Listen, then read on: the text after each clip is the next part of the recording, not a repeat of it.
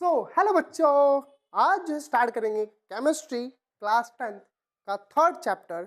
Chapter जो है third, वो जो बहुत इंपॉर्टेंट और बहुत ही इजी होने वाला है आप सबके में।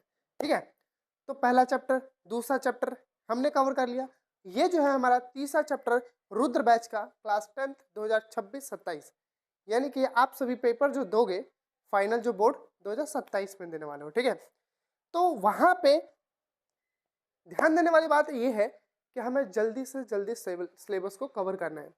साइंस हो गया, मैथ हो गया, एसएसटी हो गया, इन सबको। तो एसएसटी के लिए भी तो कोई नहीं है, बट मैथ और साइंस के लिए मैं कवर करूँगा। अभी दूसरे वाले चैनल पे वहाँ पे हम साइंस, वहाँ पे मैथ करेंगे और इस वाले चैनल पे हम साइंस को कवर करेंगे। चैप्टर जैसे ही कंटिन्यू रहेगा, भले एक दिन बीच का गैप होगा क्योंकि पीपीटी खुद ही रेडी करना पड़ता है, बहुत रिसर्च करने के बाद ये सब चीज़ें तैयार होता है। ठीक है, तो ये जो चैनल है ना, फ्री ऑफ कॉस्ट है भाई, कोई एक्स्ट्रा नहीं चार्ज कि आज मैं एक वीडियो लेक्चर रिकॉर्ड कर दिया और आपको मैं सब कुछ बहुत बढ़िया से पढ़ा दिया और अगले दिन बोलो कि बेटा ऐसा करो, इसका एक रुद्र बैच है, वहाँ पे आ जाओ आप, वहाँ पे सब्सक्रिप्शन ले लो। तो ऐसा कुछ नहीं है। ठीक है, वहाँ पे ऐसा कुछ नहीं है। रुद्र बैच का जो है वहाँ पे कोई सब्सक्रिप्शन नहीं है। और थोड़ा सा ब्लर हो रहा है, एक मिनट। ठीक है, हो गया। हाँ, तो वहाँ पे कुछ भी नहीं है, बिल्कुल इजी और आसान वे में आप यहीं से बैठ के पढ़ सकते हैं। बिल्कुल जो मैं फ्री में यहाँ पे पढ़ा रहा हूँ, यूट्यूब पे फ्री तो एक तरह से प्लेटफॉर्म है ही। तो वहाँ पे यार जोश के साथ यार अपने आप को मेहनत करना है। इस बार तो कोई तो लाओ रैंक। इस बार पिछले बैच में मैथ में 96 लाया था एक बच्चा ने, बट मैं चाहता हूँ इस बार भी बेस्ट करने की कोशिश करो। ठीक है, हर जो है यूट्यूबर है, जितने भी अपने, हर कोई चाहता है कि मेरा बच्चा जो है बस बेस्ट रहे, बेस्ट करे एग्जाम में। तो आप सभी मेहनत कर सकते हैं। ठीक है, ला सकते हैं, ऐसा कुछ नहीं है। टॉपर आप ही सबके बीच से आते हैं, कोई बाहर से दूसरे प्लेनेट से नहीं आता है। ठीक है, तो अपने आप को स्ट्रेटजी करके साथ, स्ट्रेटजी के साथ कि क्या करना है, उसके बाद क्या करना है, उसके बाद क्या करना है, हाँ, तब पढ़ाई करो, तब जाके आप सबके लिए बेस्ट रहेगा। तो अपना टॉपिक स्टार्ट करते हैं। Chapter third, metal and non metal.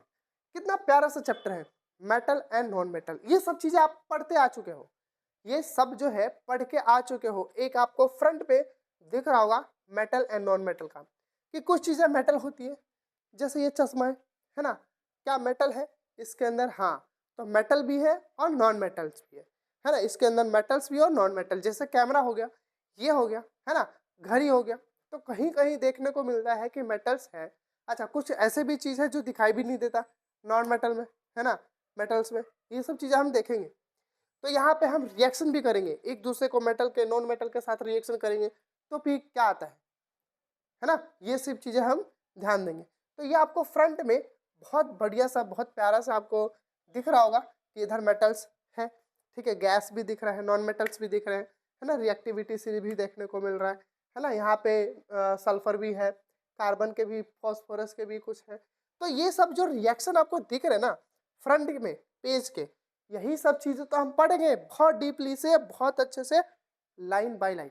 एक चीज़ मैं बताता हूँ, इसका पीडीएफ डायरेक्ट आपको मिलेगा टेलीग्राम के लिंक पे और व्हाट्सएप के लिंक पे। ठीक है, तो इधर उधर भटकने की कोई ज़रूरत नहीं है। दो तरीके हैं आपको, या तो आप ऐसा कीजिए कि पढ़ने के दौरान ही आप नोट्स बना लो, तो वो बेस्ट रहेगा। क्यों? क्योंकि जब पढ़ते समय नोट्स बनाओगे ना, तो वहाँ पे एक फ़ायदा होगा कि नींद नहीं आएगी, वीडियो देखते समय नींद नहीं आएगी, और इंटरेस्ट भी लगेगा कि हाँ मैंने ये चीज़ पढ़ा है। जब लिखोगे तो प्रैक्टिस होगा, लिखने की प्रैक्टिस करना है भाई, लिखने की प्रैक्टिस। चलो, तो जोश कितना है? जोश, हाउ इज जोश? जोश होना चाहिए 100। ठीक है, पावर होनी चाहिए ताकि सिलेबस को कवर करे जल्दी। उसके बाद रिवीजन ही रिवीजन करना है, लिखना है, टेस्ट देना है, सब कुछ करना है। तो इस चैप्टर में हम क्या कवर करने वाले हैं ये आपको पता होना चाहिए। तो क्या क्या चीज़ें हम कवर करेंगे, तो देखो, फिजिकल प्रॉपर्टी हम पढ़ेंगे पहले, है ना, दोनों की, मेटल और नॉन मेटल की फिजिकल प्रॉपर्टी पढ़ेंगे। Okay, done. अच्छा, केमिकल प्रॉपर्टी ऑफ मेटल्स पढ़ेंगे, है ना। केमिकल प्रॉपर्टीज, भाई रिएक्शन करता है तो क्या बनता है, केमिकली रिएक्शन करेगा तो क्या बनेगा, वो चीजें। अच्छा, how do metals and non metals real non metals are लिखा वहां पे, ऑल रिएक्ट, मतलब कि कैसे ये सारे जो है नॉन मेटल और मेटल रिएक्ट करता है, वो भी हम पढ़ेंगे। अक्रेंस ऑफ मेटल, मेटल्स की कहाँ अक्रेंस है, कहाँ पे मिलता है, कितने फॉर्म में मिलता है, कैसे मिलता है वो, और उसके बाद लास्ट कोहेजन। ये सब चीजें हम पढ़ेंगे बहुत बढ़िया से, लाइन बाय लाइन। टॉपिक जो है इतने में हम कवर करेंगे, खत्म करेंगे, खत्म, ठीक है। यहाँ पे वॉइस आ रहा है, सब कुछ क्लीन है, एवरीथिंग इज विजुअल। हाँ, साउंड तो दिखेगा नहीं बट सुनाई तो देगा। तो आ जाता हमारा पहला सा बहुत प्यारा सा मेटल, ठीक है। मेटल, तो मेटल की प्रॉपर्टी क्या होती है वो चीज हमें पढ़ेंगे, और एक एक चीज मैं ध्यान से बता रहा हूँ। और आप सभी ना, यही सब तो पेपर में आता है, क्या बाहर से थोड़ा आएगा, ये जो चीजें लिखा हुआ है इसके अंदर वहीं से आने वाला है पेपर में।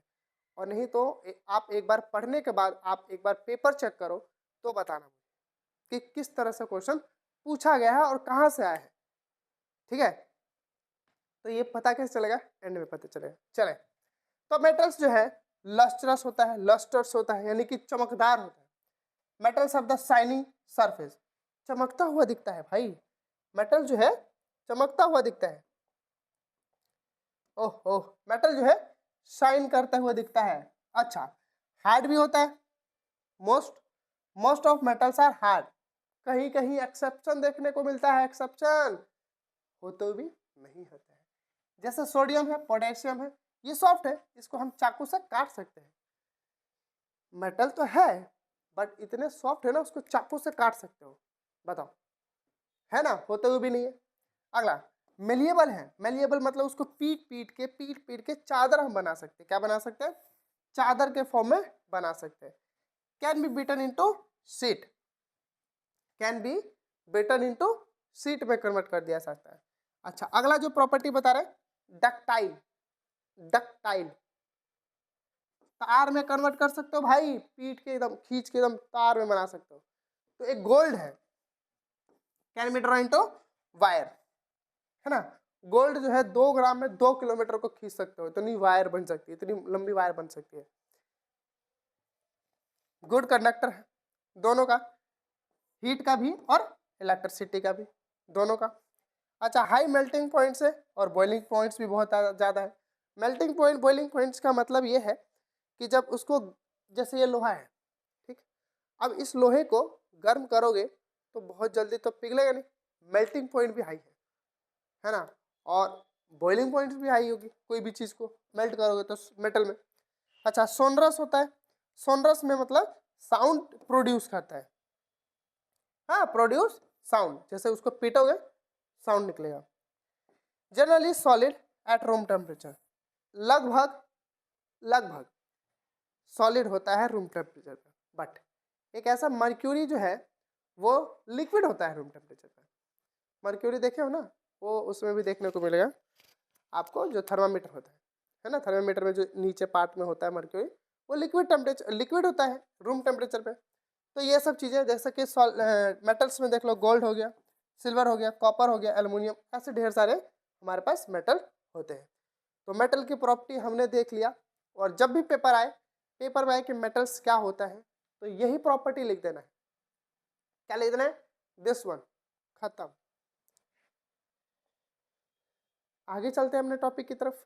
तो ये अगला है नॉन मेटल, जस्ट उसी का अपोजिट है। नॉन मेटल जो है मेटल का जस्ट अपोजिट है, ठीक है, और कुछ नहीं है। तो देखो, नॉन लस्ट्रस होता है, चमक नहीं होती इसके। डल अपीयरेंस होता है, डल अपीयरेंस का मतलब थोड़ा सा चमक नहीं होती उसके अंदर। एग्जाम्पल में जैसे कि सल्फर हो गया, फास्फोरस हो गया, है ना, एक्सेप्शन तो है ही आयोडीन है भाई, लस्ट्रस होता है आयोडीन, बट पीटो टूट जाता है ना। अच्छा, सॉफ्ट भी होता है, नर्म, example carbon, graphite, sulphur. Non malleable होता है, मेलिएबल मतलब कि can't be beaten into sheet, sheet में नहीं कन्वर्ट कर सकते, टूट जाएगा, कोल हो गया, सल्फर हो गया। डक्टाइल भी नहीं होता, can not be drawn into wires, wire में नहीं कन्वर्ट कर सकता। सल्फर है ना, उसको खींच करो, नहीं होने वाला। Poor conductor of heat and electricity, heat और इलेक्ट्रिसिटी का। अच्छा, यहाँ पे आपको ये पिक्चर्स में दिखे होंगे मेटल्स के, ये देखो पिक्चर्स में कुछ है मेटल्स के पार्ट दिखे हुए, ठीक है। उसी तरह नॉन मेटल्स में भी है। और क्या एग्जांपल है, एक्सेप्शन है ग्रेफाइट कि बहुत ज़्यादा हार्ड होता है, कंडक्ट इलेक्ट्रिसिटी, है ना, गुड कंडक्टर नहीं होता है। बट यहाँ पे ग्रेफाइट जो पेंसिल के नोक में होता है ना, ग्रेफाइट वो कंडक्ट कर देता है, इलेक्ट्रिसिटी कंडक्ट करता है, तो एक्सेप्शन है ना। मेल्टिंग पॉइंट्स और बॉइलिंग पॉइंट्स लो होता है, जैसे कि फॉस्फोरस हो गया, ऑक्सीजन हो गया। नॉन सोनरस होता है, साउंड भी प्रोड्यूस नहीं करता है। कैन भी सॉलिड हो सकता है, लिक्विड हो सकता है और गैस है, ये तीनों स्टेट में हो सकता है, लिक्विड हो सकता है, सॉलिड भी और गैस भी। बट मेटल में जनरली क्या होता है, सॉलिड में होता है, ठीक है। जैसे ये देखो, सॉलिड में कार्बन सल्फर, लिक्विड में ब्रोमीन, गैस में ऑक्सीजन और नाइट्रोजन, ठीक है। इतना है, ये पिक्चर में भी दिख रहा होगा आपको, कार्बन, सल्फर, फॉस्फोरस, ये रहा क्लोरीन, नाइट्रोजन, आयोडीन, सब कुछ खत्म, बस इतना ही था। अब देखो some important points to remember, मतलब कि कुछ कुछ चीजें है ना याद करने हैं, कि कुछ कुछ एक्सेप्शन होते हैं केमिस्ट्री में, और यहाँ पे तो और ही देखने को मिलता है एक्सेप्शन में। कह रहा है कि पहला देखो पॉइंट कि all metals except mercury exist as a solid at room temperature. जितने मेटल्स है वो सब सॉलिड में होता है रूम टेम्परेचर पे, मतलब कि 25 डिग्री सेंटीग्रेड पे, 25 डिग्री पे तो सॉलिड ही होता है। बट मर्क्यूरी एक ऐसा है वो लिक्विड स्टेट में रहता है। पहला point, metals have high melting points होता है ना, but gallium, caesium have very low melting point. ये लो एक्सेप्शन देखने को मिल रहा है। These two metals will melt if you keep them on palm, हाथ पे रखो मेल्ट। बताओ, अभी तो ऊपर हमने पढ़ा कि हाई मेल्टिंग पॉइंट्स होता है, बॉइलिंग पॉइंट्स होता है क्या मेटल का, बट एक ऐसा मेटल्स भी है जो हाथ पे रखते ही पिघल जा रहा है ना। चलो, iodine is a non metal but is lustrous. Non metal है, नॉन मेटल है बट शाइन करता है। आयोडीन जो है उसको फोड़ोगे तो उसमें शाइन करने आ जाएगा, लस्ट्रस है ना। कार्बन नॉन मेटल है, can exist in different form, कह रहा है कि अलग अलग फॉर्म में हो सकता है carbon. Each form called an allotropes, उन सब अलग अलग फॉर्म को हम क्या बोलते हैं, एलोट्रॉप्स बोलते हैं। जैसे कि डायमंड हो गया, एलोट्रॉप्स ऑफ कार्बन, कार्बन का एलोट्रॉप्स डायमंड हो गया। हाँ, is the hardest natural substance known as and as high, very high melting points भी होती, बहुत बॉइलिंग पॉइंट्स भी होती है इसकी, बहुत ज़्यादा हाई, है ना। अब अगला जो है ग्रेफाइट, अंदर एलोट्रॉप्स ऑफ कार्बन, है ना, इज अ कंडक्टर इलेक्ट्रिसिटी, ये क्या काम करता है, इलेक्ट्रिसिटी को कंडक्ट करता है। तो अलग अलग ढेर सारे हैं उसमें। अब एक और चीज़ है कि एल्कलाई मेटल्स जैसे कि लिथियम हो गया, सोडियम हो गया, पोटेशियम आर सो सॉफ्ट, बहुत सी सॉफ्ट होता है। They can be cut by the with the knife, चाकू से हम काट सकते हैं। इसकी लो डेंसिटी होती है और लो मेल्टिंग पॉइंट्स होती है, ये सब याद करना है। Most non metals are produce acidic oxide, acidic oxide when dissolve in water. कुछ अधिकतर जो है नॉन मेटल जो है प्रोड्यूस करता है कैसा, ऐसा एसिडिक, जब हम वाटर में डिसॉल्व करते हैं। On the other hand most metals give rise to basic oxide. देखो नॉन मेटल क्या देखा, एसिडिक देखा, और मेटल जो है यहाँ पे बेसिक शो करेगा, कैसा नेचर शो करेगा, बेसिक इन नेचर शो करेगा, ठीक है। ये सब चीज़ें हम एक एक करके रिएक्शन जब करेंगे तब हम पढ़ेंगे। तो ये चीज़ आपके लिए क्वेश्चन आता है, एक छोटा सा प्यारा सा, कह रहा है कि give an examples of metal which is as liquid at room temperature पर, अभी बताओगे। Can be easily cut with the knife, वो भी आप बताओगे। सब कुछ is the best conductor of heat, वो भी बताओगे। Is poor conductor of heat, हल हुआ यार, इतना भी आसान क्वेश्चन, ये एनसीईआरटी का ही क्वेश्चन है, एक एक नंबर में ऐसे पूछा जाता है। मैं क्वेश्चन का जो सीरीज है वो चैप्टर एंड होते ही ट्राई करूंगा लाने की, जितने इंपॉर्टेंट क्वेश्चन है उसको कवर करने की। पहले हम चैप्टर को अच्छे से समझ लेते हैं, फिर चैप्टर वाइज जब क्वेश्चन आएगा ना तब एक एनालाइज करेंगे कि अच्छा इस पॉइंट से, इस टॉपिक से इस तरह से क्वेश्चन आ रहा है, इस टॉपिक से इस तरह के क्वेश्चन आ रहे हैं, ये चीज हमें ध्यान देंगे, है ना। वहां पे भाई कभी कभी डर लगता है कि माइक बंद ना हो जाए, ठीक है। चल तो अब केमिकल प्रॉपर्टी ऑफ मेटल्स पढ़ेंगे। तो एक चीज समझ लो कि हम कहां तक पहुंच गए हैं। हमने फिजिकल प्रॉपर्टी देख लिया, दिस वन हैज डन। अब हम पढ़ेंगे केमिकल प्रॉपर्टीज ऑफ मेटल्स। क्या पढ़ने वाले हैं? Chemical properties of metals. यहां हम पहुंच गए हैं। तो ये चीज बताया जा रहा है कि केमिकल कुछ रिएक्शन होने वाला है ना। केमिकल का मतलब नाम सुनते ही कि कुछ ना कुछ रिएक्शन होगा। ऑफ मेटल्स मतलब कि what happen when metals are burn in air. Metal को जब एयर के प्रेजेंस में जब जलाओगे तो क्या होगा, क्या होगा? इसका एक्सपेरिमेंट जस्ट कल हमने इससे पहले वाले वीडियो में जस्ट दिखाया भी था और एक्सपेरिमेंट हमने करके देखा भी था, ठीक है। कह रहे कि मैग्नीशियम रिबन को Mg को ऑक्सीजन के प्रेजेंस में जब जलाओगे तो बनेगा ये MgO, मैग्नीशियम ऑक्साइड। क्या बनता है? Magnesium oxide. और किस तरह से फ्लेम आता है इसमें? White dazzling flame. अगर इसका एक्सपेरिमेंट देखना है तो इससे पहले वाले चैप्टर में देखो एकदम बढ़िया से समझाया है, एक एक करके टॉपिक वाइज बढ़िया से समझाया है। वहां पे एक्सपेरिमेंट भी किया है हमने, वहां पे देखा भी किस तरह से कलर आता है, ठीक है। मैग्नीशियम ऑक्साइड, और ये प्रेसिपिटेट हो जाता है, नीचे बैठ जाता है, गिर जाता है, व्हाइट कलर का राख बन जाता है और नीचे बैठ जाता है।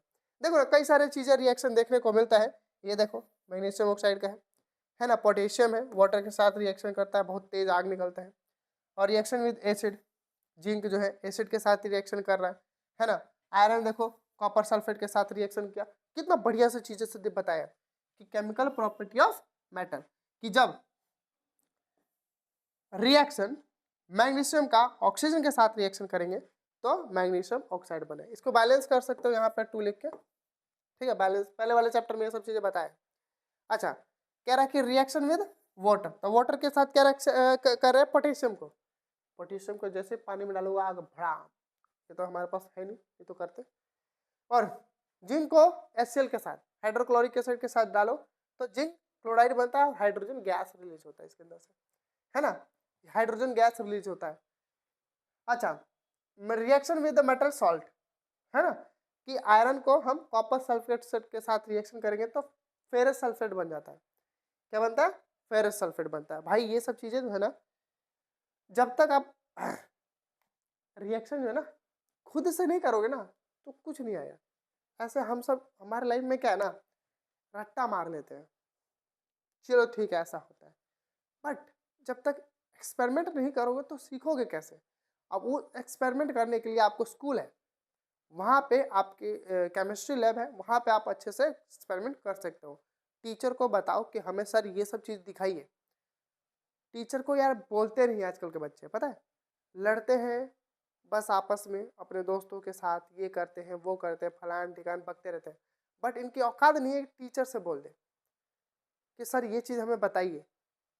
मैं जब पढ़ता था तो मैं तो लड़ता था अपने टीचरों से, लड़ता भी था पिटता भी था इसी चीज़ के लिए, इन्हीं सब चीज़ों के लिए। एक्सपेरिमेंट करता था, कुछ भी करने लग जाता था मैं, कुछ केमिकल को कुछ में डाल रहा है, किसी को भी किसी में डाल दे, देखते थे कि क्या हो रहा है, किस तरह से गैस रिलीज होता है उसमें, है ना, क्या होता होगा, कैसे बर्न हो जाता है जो टेस्ट ट्यूब होता है।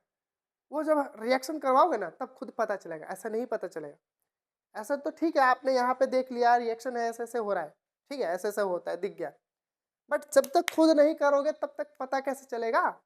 उसके लिए आपको एक्सपेरिमेंट करना पड़ेगा। स्कूल में बोलना है अपने टीचरों को, चाहे आप सरकारी में पढ़ते हो चाहे प्राइवेट में पढ़ते हो, हर जगह अवेलेबल है।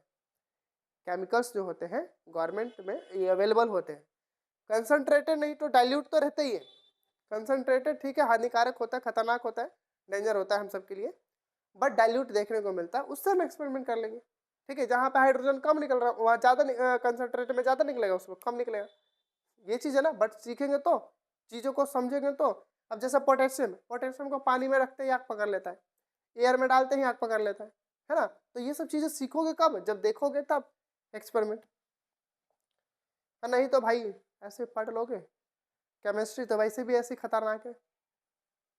यू आज ब्लर क्यों हो रहा है, क्या दिक्कत हो गया इसको भाई?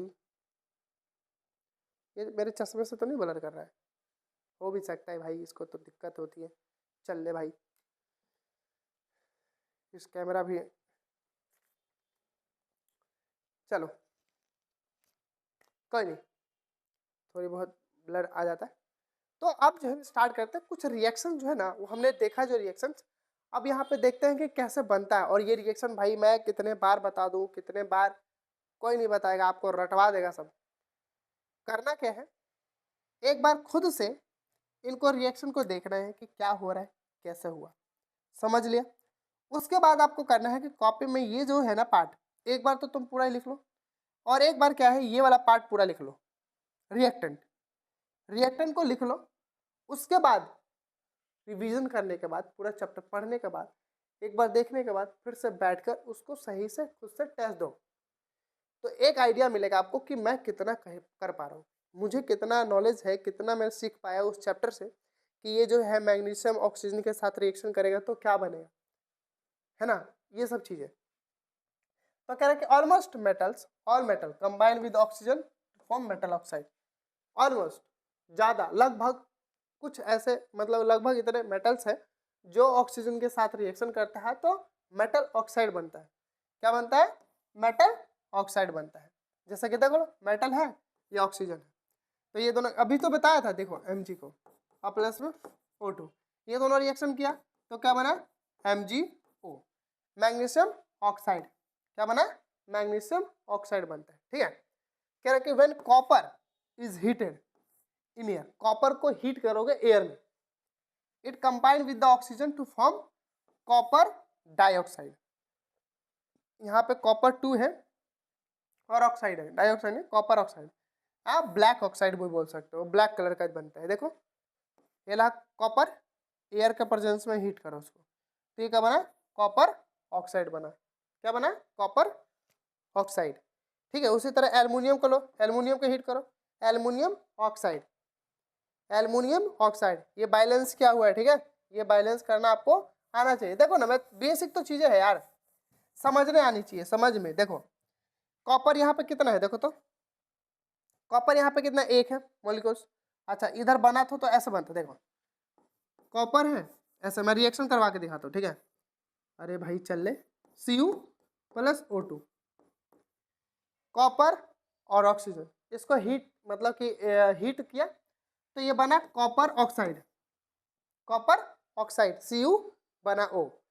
अब देखो तो दोनों तरफ क्या बराबर है, क्या नहीं है। तो एक चीज देखो तो ऑक्सीजन यहाँ पे 2 है, वहां पे 1 है, तो इसको ऑक्सीजन को मैं 2 करने के चक्कर में कॉपर के 2 मॉलिक्यूल्स हो गए, तो यहाँ पे मैं 2 लगा दूंगा, बस हो गया, दोनों बैलेंस हो गया। उसी तरह एल्युमिनियम को देखो, एल्युमिनियम ऑक्साइड तो Al2O3, यहाँ पे अगर मैं एल्युमिनियम को लेता हूँ, Al हो गया प्लस में O2 है, तो यहाँ पे बनता जो है ना Al2O3 में बनता है, रिएक्शन करता है तो एल्युमिनियम ऑक्साइड, एल्युमिनियम ऑक्साइड। आज तो इसको कुछ तो हो गया है। ठीक है, एल्युमिनियम ऑक्साइड। अब बैलेंस करने के लिए हमें क्या करना पड़ेगा, यहाँ पे ऑक्सीजन कितने हैं देखिए, ठीक है ना, हाँ, तो सबसे बड़े वाले को करो, 3 है उधर, तो अगर मैं यहाँ पे 2 लगाता हूँ तो कितना हो गया, 2 दूना 4 और 3 दूना 6, 6 हो गया ना। और अच्छा तो एल्युमिनियम अगर मैं यहाँ पे 4 लगाता हूँ और यहाँ पे 3 लगाता हूँ तो काम हो जा रहा है क्या, 4 हो गया ये इसका एल्युमिनियम का, उधर भी 2 2 जा 4 हो गया, और 3 2 जा 6 हो गया ऑक्सीजन का, और 3 2 जा 6 हो गया ऑक्सीजन का, कंप्लीट। तो ऐसा रिएक्शन को बैलेंस करना है और 1 नंबर में आएगा आपको पेपर में। अब देखो कह रहे कि metal oxide, metal oxide are basic in nature, metal जो होता है ना कैसा बिहेव करता है, बेसिक में बेसिक की तरह बेस की तरह बिहेव करता है। मेटल ऑक्साइड कैसा करता है, बेस की तरह बिहेव करता है। But some metal oxide such as aluminium oxide, zinc oxide, so both acidic as well as basic nature. Oh wow, कह रहा है कि जितने भी मेटल्स हैं वो ऑक्सीजन के साथ रिएक्शन किया तो मेटल ऑक्साइड बना। बट मेटल ऑक्साइड ऐसा बेसिक इन नेचर शो करता है। बट कुछ कुछ ऐसे मेटल्स हैं जो दोनों शो करता है, एसिडिक और नेचर और बेसिक नेचर, जो कि ये आपको एग्जाम्पल में याद करना पड़ेगा, एल्युमिनियम ऑक्साइड और zinc oxide. Such a metal oxide which react both acidic और base to produce salt.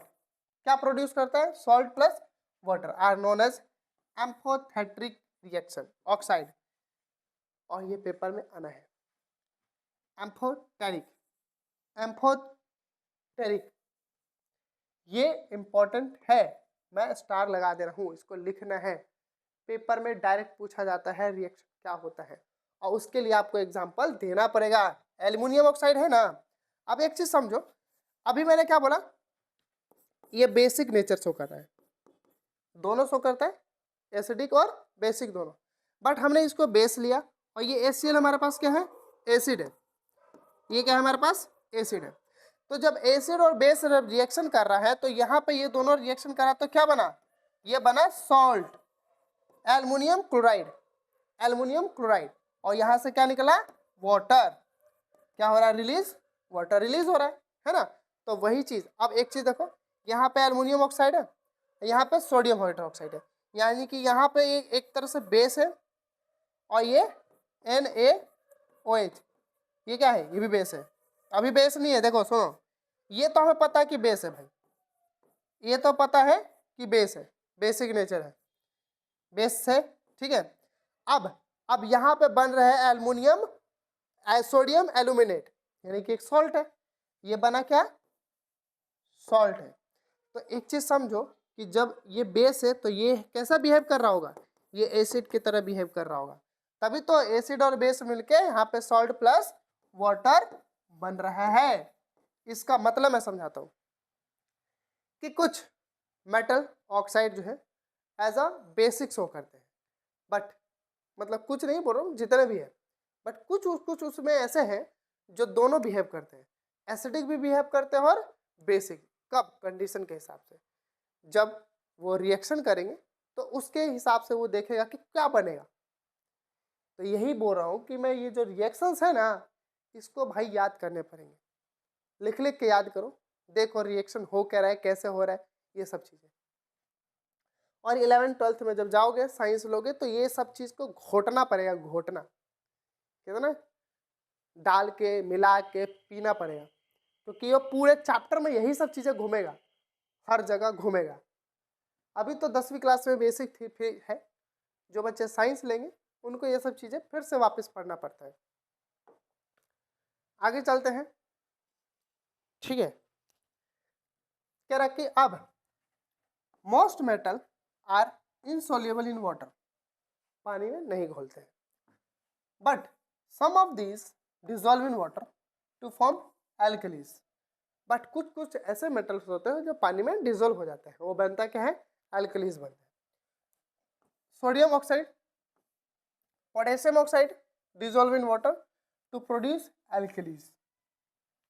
Alkalis मतलब कि कुछ मेटल ऑक्साइड जो है पानी में डिजोल्व नहीं होते हैं, बट कुछ उसके अंदर ऐसे भी है मेटल ऑक्साइड जो पानी में डिजोल्व होके मेटल ऑक्साइड बनता है, यानी कि एल्कली बनता है। क्या बनता है, एल्कली, जो कि यहाँ पे एग्जांपल है सोडियम का और पोटेशियम का। देखो, सोडियम हाइड्रोक्साइड, पोटेशियम हाइड्रोक्साइड, है ना, एल्कली, बेस, क्या ये बेस है। OH जहाँ पे दिखे वो बेस होता है, ठीक है। अब कुछ पॉइंट्स है वो भी देख लेंगे कि all metals do not react with oxygen. सही बात है, सारे मेटल्स थोड़े ऑक्सीजन के साथ रिएक्शन करता है, नहीं ना, at the same rate, same rate से नहीं, कुछ तो करता भी नहीं है। अब जैसे कि क्या ले लो, मेटल ऐसे है कुछ जो नहीं रिएक्शन करते। एयर में रख दो, कोई फर्क थोड़ा पड़ता है, नहीं होता। अच्छा, different metals show different reactivity toward oxygen. सभी का रिएक्टिविटी जो ऑक्सीजन के है वो अलग अलग, मतलब ऑक्सीजन के साथ जो रिएक्शन होगा सबका अलग अलग है, यानी कि स्पीड बोल सकते हो, रेट बोल सकते हो। Metal such as potassium, sodium react vigorously that they catch fire if kept in the open। Potassium हो गया, सोडियम हो गया, उसको एयर में, मतलब कि एयर के संपर्क में आते हैं बहुत तेज आग पकड़ लेता है ना, बहुत तेज। इसलिए उसको कहाँ पे डिजोल्व करके रखा जाता है, मिट्टी के तेल, केरोसिन ऑयल जो होता है उसके अंदर ये डिजोल्व करके लिखा होगा इधर। क्या रहे, when acid prevent accidentally fire they are kept in immersed in kerosene oil। इसको कहाँ रखा जाता है, मिट्टी के तेल में डिबो के रखा जाता है। ठीक है, तो कुछ टॉपिक जो है, कुछ जो है उसको आपको याद करके रखना है। ये इंपॉर्टेंट पॉइंट्स है, ये आपको पढ़ना चाहिए और याद करना चाहिए। ये सब जो है ना, बहुत बुक में आपके ढूंढने के बाद, चीज़ों को समझने के बाद कि हाँ ये इस तरह के पेपर में आ रहे हैं। और सीबीएसई जो है थोड़ा सा खिसक गया है, सीबीएसई का जो है दिमाग जो है खिसक गया है। अब पता नहीं क्यों, क्योंकि जिस तरह से वो पेपर और प्रीवियस ईयर पेपर, जैसे कि पीवाईक्यू होता है ना, या सैम्पल पेपर जो हमें प्रोवाइड करते हैं अपने वेबसाइट पे, भाई उस तरह के कम से कम क्वेश्चन भी तो बनाओ। वहाँ पे कुछ और क्वेश्चन और बना कुछ और दे रहा हो। नाम बोलते हो कि आपको बेसिक लिए हो और तो आपको एनसीईआरटी बेस आएगा क्वेश्चन, बट वहाँ पे दे रहे हो सब हाई लेवल का क्वेश्चन, इतना कॉम्प्लेक्स दे रहे हो कि बच्चा सोच ही नहीं पा रहा है किस बात के लिए। तो उसको माइंड को इस तरह से डाइवर्ट मत करो ना कि हाँ बेटा तुम एनसीईआरटी पढ़ो, एनसीईआरटी से तुम पास हो गए। तो कुछ नहीं हो सकता एनसीईआरटी से, बहुत सारी चीज़ें आपको अलग से भी पढ़ना पड़ेगा। एनसीईआरटी है बेसिक, बेस मजबूत करेगा। एनसीईआरटी क्या करेगा, आपको बेस मजबूत करेगा बस। बाकी अगर अच्छे नंबर चाहिए तो एक्सटर्नल रेफरेंस बुक पढ़ना ही पड़ेगा आपको, नहीं तो भाई पास होना तो ऐसे भी पास हो जाओगे। ये आपके लिए इसको पढ़ोगे, समझना आपको है। चलो आप चलते हैं। कह रहा कि what happen when metal react with water. अब हम रिएक्शन करवाएंगे मेटल को वाटर के साथ। किसके साथ, वाटर के साथ, पानी के साथ रिएक्शन करवाने वाला है। तो क्या बनेगा, मेटल ऑक्साइड। देखते हैं।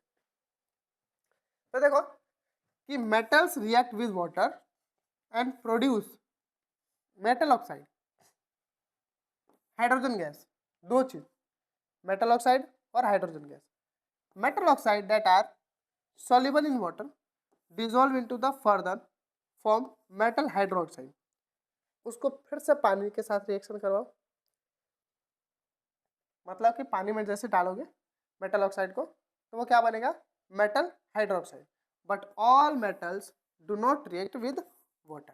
कह रहे सारे मेटल्स नहीं रिएक्ट करता है। जैसे कि अभी सोडियम को ले लो, सोडियम को ऑक्सीजन के साथ में रिएक्शन करवाए तो सोडियम बोल रहा हूँ, मैग्नीशियम को ले लो, मैग्नीशियम को ऑक्सीजन के साथ magnesium oxide.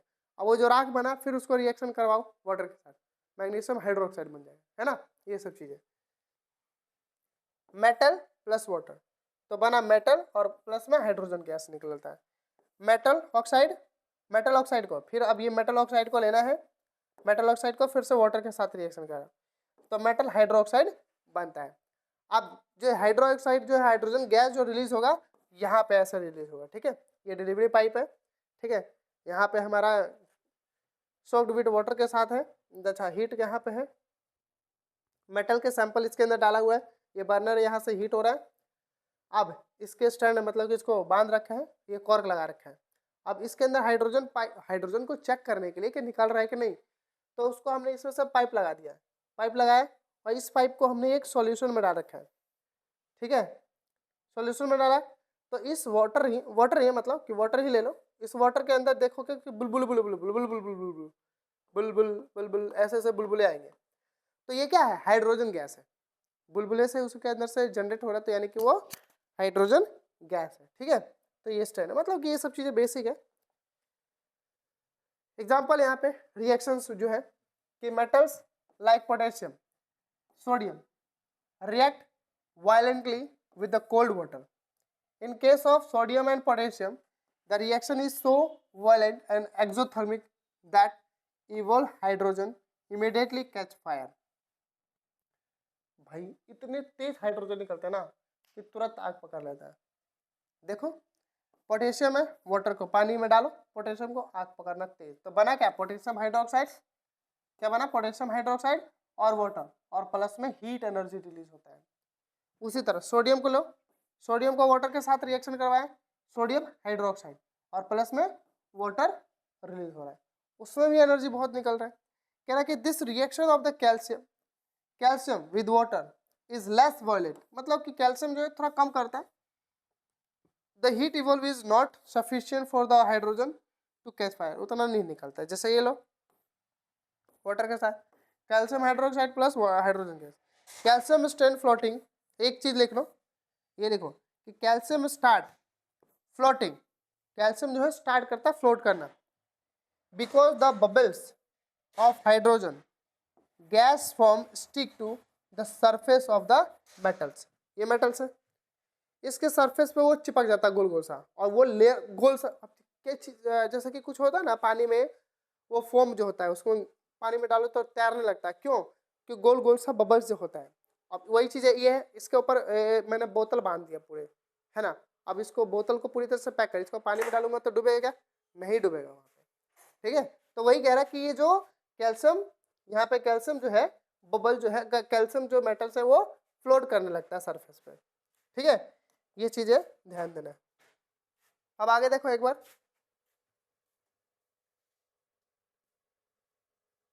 Magnesium oxide, magnesium भाई कैसे काम करता, magnesium does not react with cold water, cold water के साथ रिएक्शन नहीं करता magnesium oxide, it reacts with the hot water to form magnesium hydroxide. अब यहाँ पे मैग्नीशियम जो है ना, मैग्नीशियम कोल्ड वाटर के साथ रिएक्शन नहीं कर रहा, हॉट वाटर के साथ रिएक्शन करके क्या बना रहा है, मैग्नीशियम हाइड्रोक्साइड, और उसके बाद हाइड्रोजन गैस भी रिलीज कर रहा है। It's also floating due to bubbles of hydrogen gas sticking to the its surface. तो ये क्वेश्चन पूछ सकता है कि आपके जो मैग्नीशियम हाइड्रोक्साइड जो है, मैग्नीशियम जो है फ्लोट क्यों करता है, क्यों, क्योंकि बबल्स के कारण, है ना, फ्लोटिंग करने के कारण। ये थोड़ा सा इधर आ रखा है,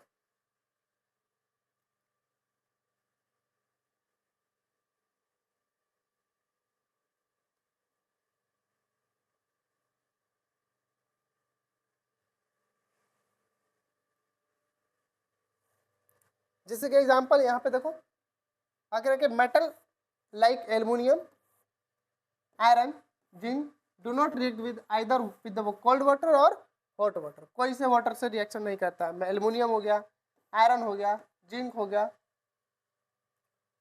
either with the cold water और hot water, but they react with steam to form metal oxide and hydrogen. Steam water के साथ वो रिएक्शन करता है और बनता क्या है, मेटल ऑक्साइड और हाइड्रोजन। देखो यहाँ पे एल्युमिनियम है, फेरस है, क्या बना, ये रहा मेटल ऑक्साइड प्लस हाइड्रोजन, ठीक है।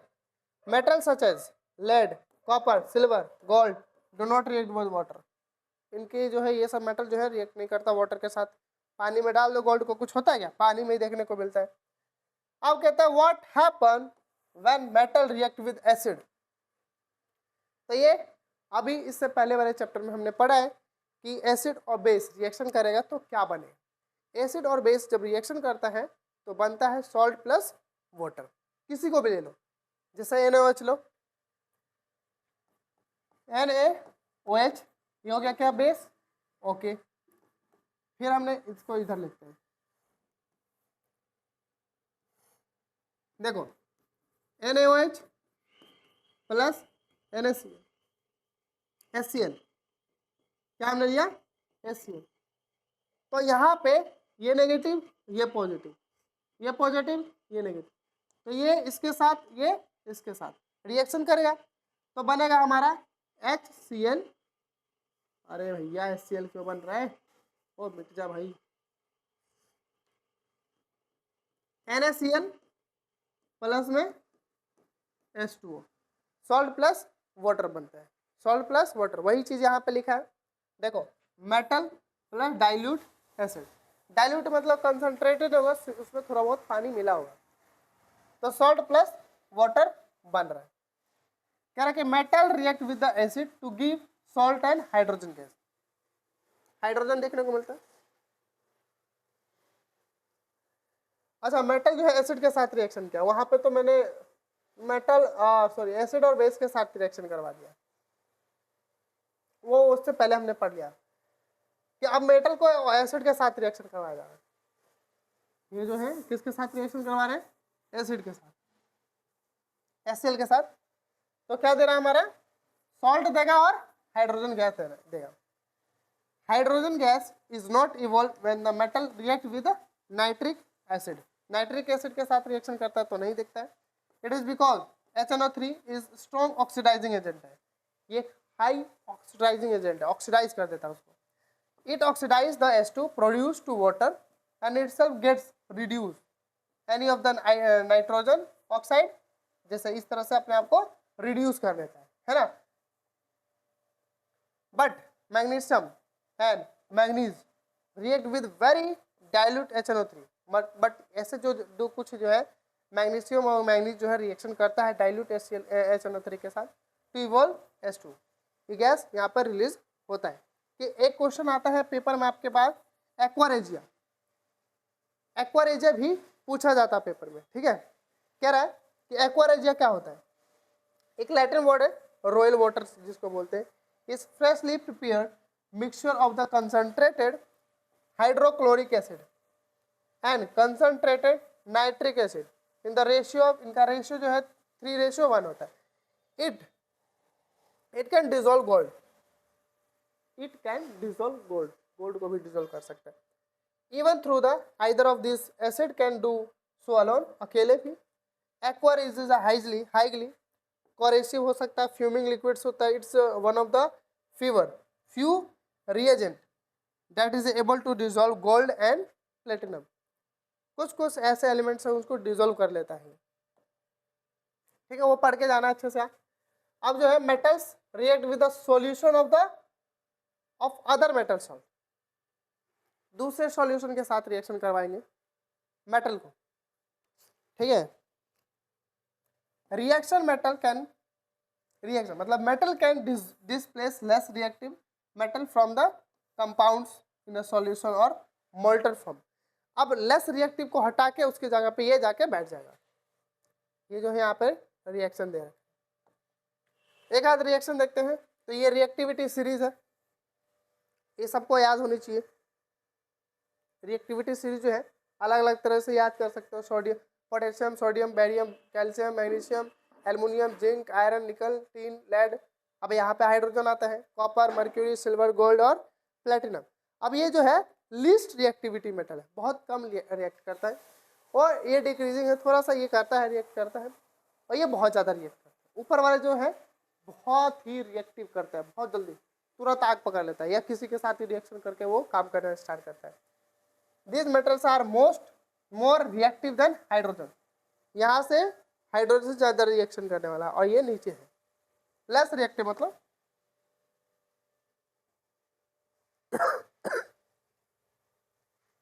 How do metals and non-metals react all reactions? all react मतलब ये थोड़ा सा पता नहीं बीच बीच में क्या हो रखा है। रिएक्ट कैसे करता है, फॉर्मेशन ऑफ सोडियम क्लोराइड, ये पेपर में आता है, ये आपको पेपर में देखने को मिलेगा, ठीक है।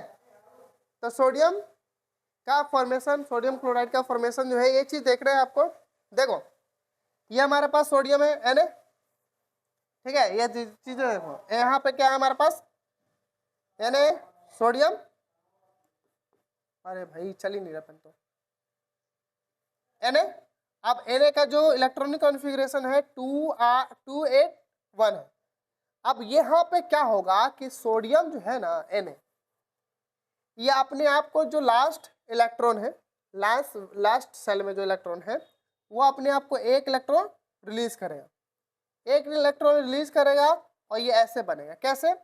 तो एक इलेक्ट्रॉन रिलीज कर रहा है तो ये अपने पास, इसके पास क्या है, वैकेंट बच गया, खाली है, मतलब कि वो खाली हो चुका है उस वाले सेल, यानी कि एक डोनर है, ये डोनर एटम है, सोडियम कटायन बने।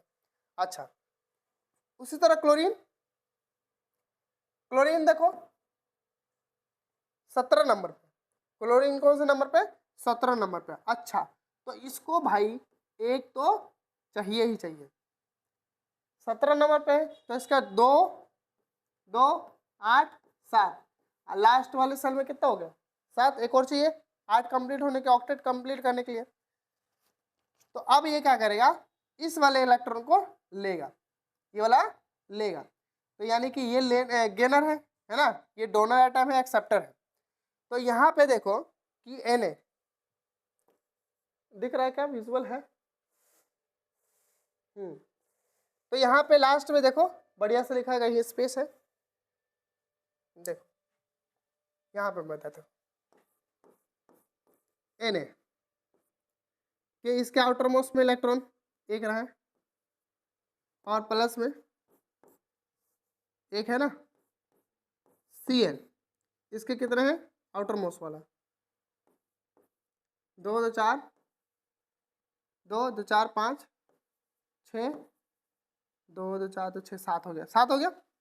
अब ये क्या करेगा, इसको देगा, अब ये बनेगा क्या, Na पॉजिटिव बन जाएगा और Cl में ऐसे बना सकते हो ये नेगेटिव, मतलब कि इसका आउटर मोस्ट में इलेक्ट्रॉन दे दो इस तरह से, यहाँ पे इलेक्ट्रॉन देखो इस तरह से दे रखा है, उसको एक नेगेटिव में आ रखा है, ये उसके पास चला गया और ये पॉजिटिव में यहाँ पे इस तरह से दे रखा है, ठीक है। तो ये आपको पता होना चाहिए इलेक्ट्रॉनिक कॉन्फ़िगरेशन ऑफ एलिमेंट्स। ये नोबल गैस का है, मेटल्स का है और ये नॉन मेटल्स का है, गैस का, मेटल्स का और ये नॉन मेटल्स का, सबको आपको याद करना पड़ेगा। होता है क्या, लास्ट जो वैलेंसी होती है, इलेक्ट्रॉन वैलेंसी जो होती है इलेक्ट्रॉन की, आउटर मोस्ट जो इलेक्ट्रॉन है वो या तो लेगा या तो देगा, यही काम कर सकता है, दो ही काम करेगा, या तो लेगा या तो देगा, ठीक है। ये चीज याद होना चाहिए, ये 9th क्लास में पढ़ चुके हो ये सब चीजें, ठीक है। अब एक बार ये चीज देख लो, एक बार मैग्नीशियम का फॉर्मेशन ऑफ मैग्नीशियम क्लोराइड, वही चीज सेम जो अभी जो था, मैग्नीशियम क्लोराइड का है, सोडियम क्लोराइड था वहां पे, सोडियम क्लोराइड था, अब magnesium chloride MgCl2। The compounds formed in this manner by the transfer of electron from the metals to non-metal are known as ionic compounds और electrovalent compound। कितना बढ़िया से चीजें से लिखा हुआ है। अभी जो है केमिस्ट्री के 4 चैप्टर को हम कवर करेंगे, अगला जो हम लाने वाले हैं carbon and its compound, 4 chemistry को कवर करके उसके बाद हम स्टार्ट करेंगे फिजिक्स। केमिस्ट्री खत्म करते ही मतलब कि 2 महीने के अंदर सिलेबस खत्म, 2 महीने के अंदर फिजिक्स, केमिस्ट्री, बायोलॉजी तीनों खत्म, यानी कि 2 महीने के अंदर सिलेबस साइंस जो है पूरी तरह से खत्म कर दूंगा मैं, है ना। तो बस आपको करना क्या है, यही तो है कि जल्दी हमें सिलेबस को कवर करना है और एक्स्ट्रा पढ़ने की कोशिश करना है, एक्सटर्नल जो बुक होती है उसको पढ़ने की कोशिश करो, वहाँ पे बहुत सारी चीज़ें सीखोगे, समझोगे, है ना। एक मिनट रुको, मैं माइक को एक यूज करता हूँ उसको भी।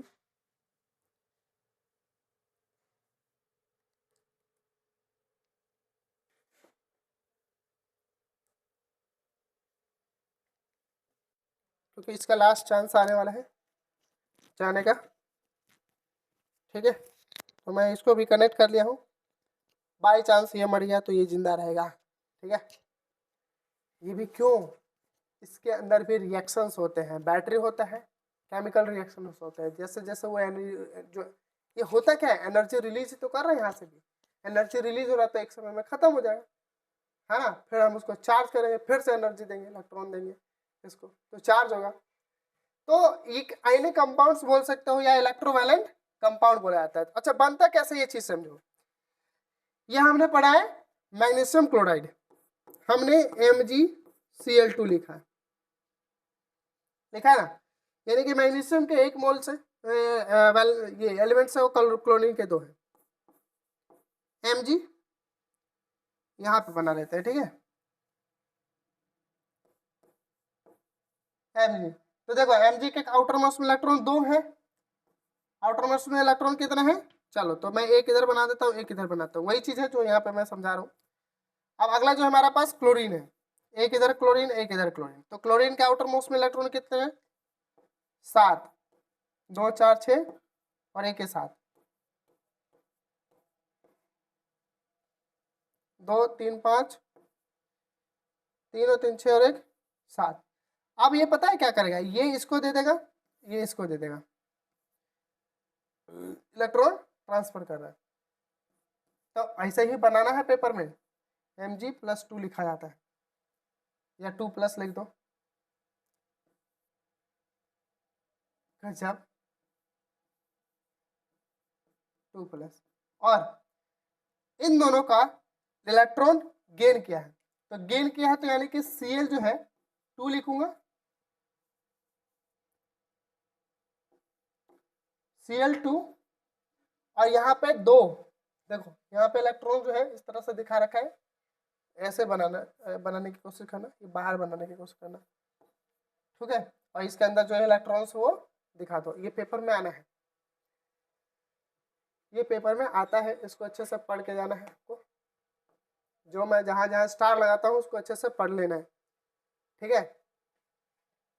आगे चलते, कुछ प्रॉपर्टी आएगी कंपाउंड्स के। अब प्रॉपर्टी का मतलब जब रिएक्शन किया है तो कुछ ना कुछ तो होगा, प्रॉपर्टी होगी, इसकी गुण होगी, है ना। तो क्या क्या चीजें हैं वो देख लेते हैं, सारा ध्यान से पढ़ना है कि फिजिकल नेचर देखते हैं, फिर मेटेलिक और बॉइलिंग पॉइंट देख लेंगे, सॉल्युबिलिटी देख लेंगे, कंडक्शन देख लेंगे, कंडक्शन ऑफ इलेक्ट्रिसिटी, 4 पॉइंट है, उसको हम अच्छे से देख लेंगे, बस खत्म।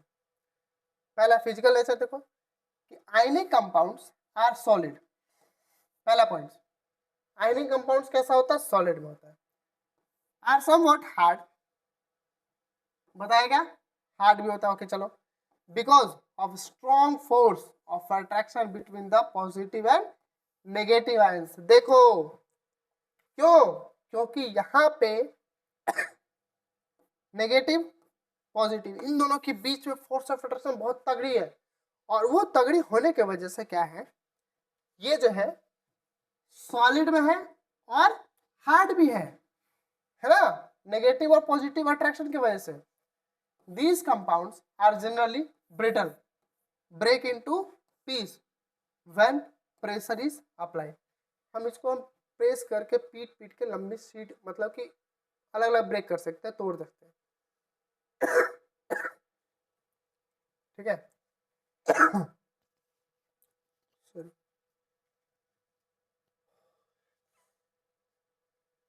मेटलिक और बॉइलिंग पॉइंट देखो, मेटलिक और बॉइलिंग पॉइंट देखो। अच्छा खुद सोचो, जब ये स्ट्रॉन्ग है तो मेल्टिंग पॉइंट भी हाई होगी, बॉइलिंग पॉइंट्स भी हाई होगी, क्यों होगी, क्योंकि इसके आयनिक जो है ना आपस में बहुत तेज से बाइंड हो रखे हैं, बहुत तेज से फोर्स ऑफ अट्रैक्शन से बंधे होंगे, जब भी तो उसको मेल्ट करने में टाइम लगेगा। अब जैसे ये है और एक ये है, लोहा है, ठीक, तो अगर मैं इसको मेल्ट करवाऊं तो ज़्यादा टाइम लगेगा, चलो छोड़ो ये तो छोड़ो, इसको नहीं, इन दोनों को, दोनों मेटल है, ये मैग्नीशियम रिबन और ये लोहा है, दोनों मेटल्स है, बट इसको अगर मेल्ट करूं तो बहुत ज़्यादा टाइम लगेगा, बट ये तुरंत गल जाता है, तुरंत जल जाता है, या तो जल जाता है ना। तो यही चीज़ें हैं फर्क, कि यहाँ पे मेल्टिंग पॉइंट्स भी हाई होगा। एक्सेप्शन तो है ही, एक्सेप्शन तो स्टार्टिंग से ही हम पढ़ते आ रहे हैं कि एक्सेप्शन होता हुआ है,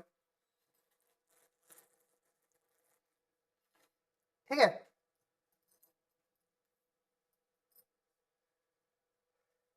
तो ionic compound high melting points, boiling points, this is because considerable amount of energy is required to break the strong inter-ionic attraction। मतलब कि इनके बीच में जो फोर्स ऑफ अट्रैक्शन होता है बहुत तगड़ी होती है भाई, इतनी तगड़ी कि पूछो मत। इनको ब्रेक डाउन करने के लिए बहुत ज़्यादा अमाउंट ऑफ हीट चाहिए, एनर्जी चाहिए। सॉल्युबिलिटी देखो कि पानी में डिजोल्व होगा। Electrovalent compounds are generally soluble in water, soluble in water and insoluble in solvent, insoluble in solvent such as a kerosene, petrol. देखो पानी में तो डिजोल्व हो जाता है, मिल जाता है, बट केरोसिन में, मिट्टी के तेल जो होता है, और पेट्रोल में, इनमें डिजोल्व नहीं होता। मैं आराम से पढ़ा रहा हूँ इसलिए ताकि अच्छे से समझ में आए। जल्दीबाजी का चक्कर नहीं है कि जल्दी जल्दी खत्म कर दो। अच्छे से आराम से एक चैप्टर को कवर करने में टाइम तो लगता है ना। ऐसा तो है नहीं कि कुछ भी पढ़ा तो थोड़ा थोड़ा खत्म कर दो, नहीं, टाइम लगता है। ठीक है, देख रहे हो कि तुम्हारे साथ यार रात में मच्छर भी घूम रहा है, मच्छर भी कह रहा है भाई पढ़ूंगा। क्लियर। अब देखते हैं कि कंडक्टिविटी होता है क्या, इलेक्ट्रिसिटी कंडक्ट करता है, तो भाई करता ही होगा कुछ ना कुछ तो, कोई ना कोई तो। कह रहा है कि the conduction of electricity through the solution involve movement of charge particles. अब कंडक्शन होता कैसे कि पार्टिकल जो है सॉलिड है तो उसमें से करंट पास करता है, कब, जब उसमें से चार्ज मूवमेंट होगा, चार्ज पार्टिकल मूवमेंट होगा तब। A solution of ionic compound in water contain ions। अब पानी में जब डिजोल्व हो रहा है तो कंटेन करेगा ना ions, which move to opposite electrodes when electricity is passed through the solution। जैसे ही उसके अंदर पास करोगे इलेक्ट्रिसिटी, वैसे ही इलेक्ट्रोड दूसरी तरफ से वो फ्लो करता हुआ आएगा और बाइंड होते हुए आगे बढ़ेगा, करंट फ्लो करेगा।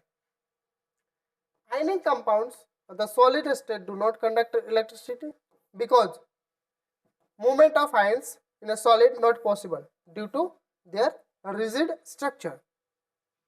सीधी सी बात है, सिंपल सा है कि जब इलेक्ट्रिसिटी कब प्रोड्यूस होगा या कब पास करेगा, जब उसके अंदर सॉल्यूशन के अंदर आयंस प्रेजेंट हो। और आयंस तो सॉलिड में तो दिखते नहीं, सॉलिड में तो आपस में फोर्स ऑफ अट्रैक्शन से बंधे होंगे, तो रिजिड है उसका शेप, उसमें कैसे करंट पास करोगे।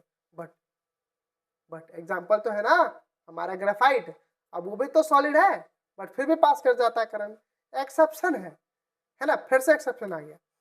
बट यहाँ पे क्या है कि सॉलिड जो है उसमें से करंट पास नहीं करता है, क्योंकि वहाँ पे शेप जो उसका स्ट्रक्चर होता है, स्ट्रक्चर जो है रिजिड होता है, उसमें से आयंस नहीं होता, जिसकी वजह से करंट पास नहीं करता।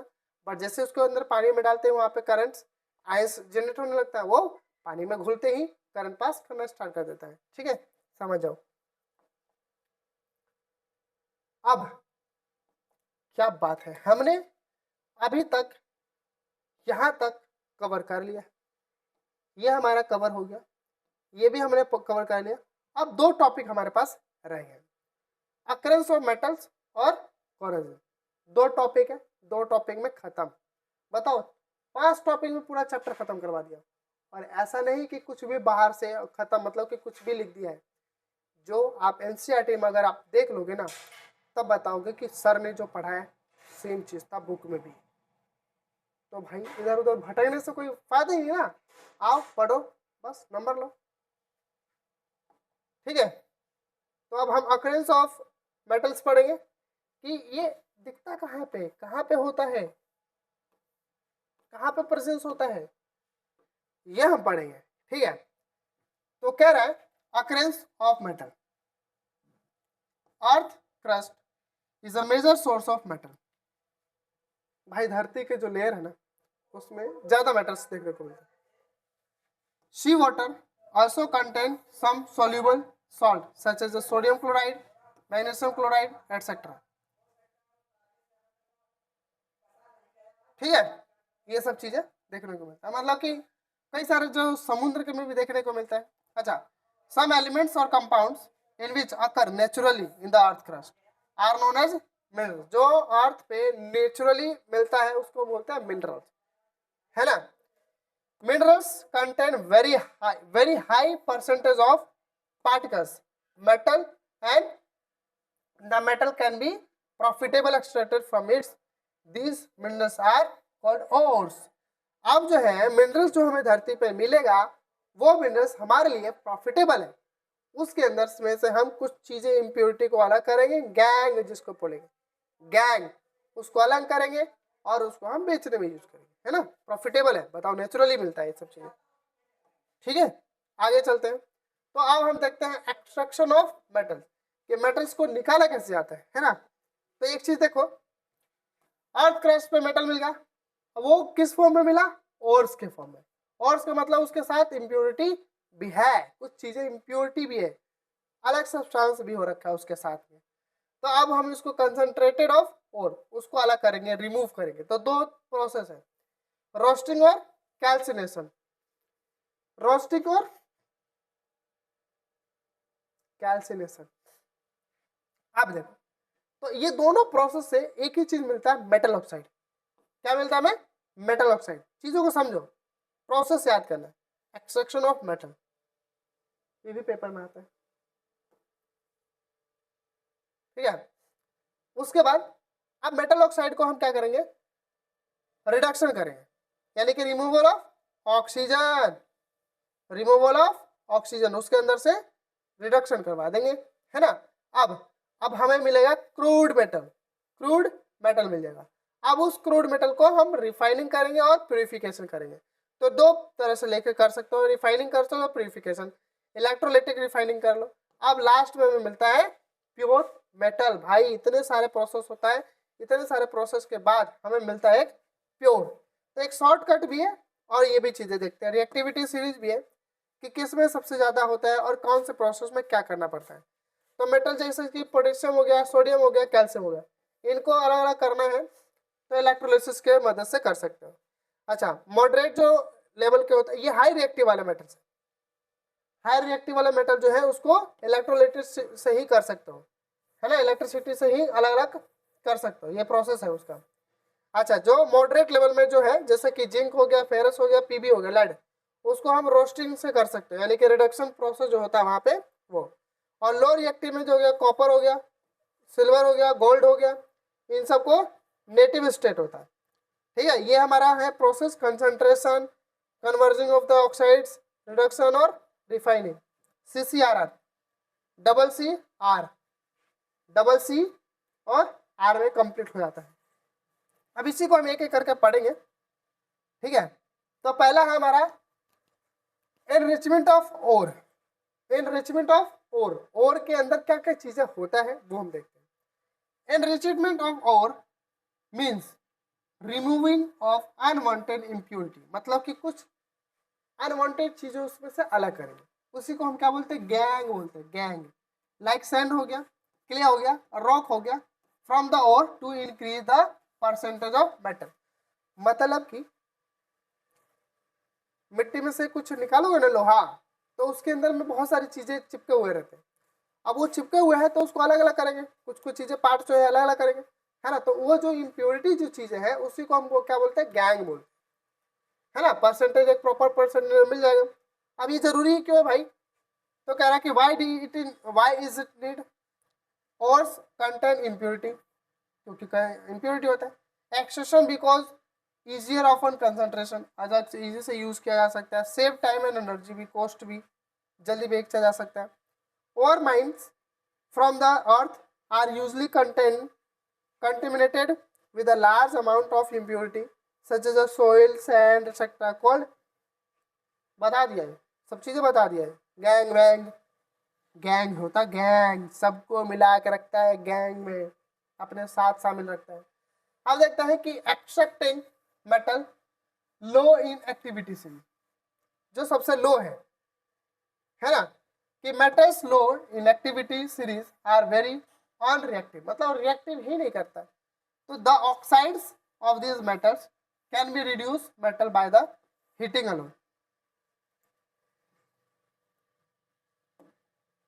देखो, अब यहाँ पे ये हो गया इम्प्योरिटी, यहाँ पे कंसंट्रेशन को रिफाइन करेंगे,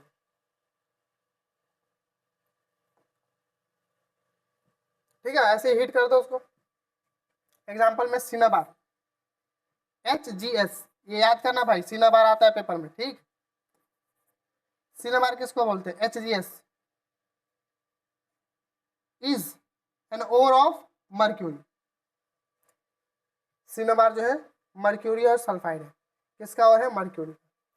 वेल इट इज हीटेड, जब हीट करोगे एयर के प्रेजेंस में, it first convert into mercuric oxide, किस में कन्वर्ट होगा, मर्क्यूरिक ऑक्साइड में कन्वर्ट होगा, ये HgO में कन्वर्ट होगा। अच्छा, फिर उसके बाद ये देखो HgO में कन्वर्ट हो गया, मर्क्यूरिक ऑक्साइड।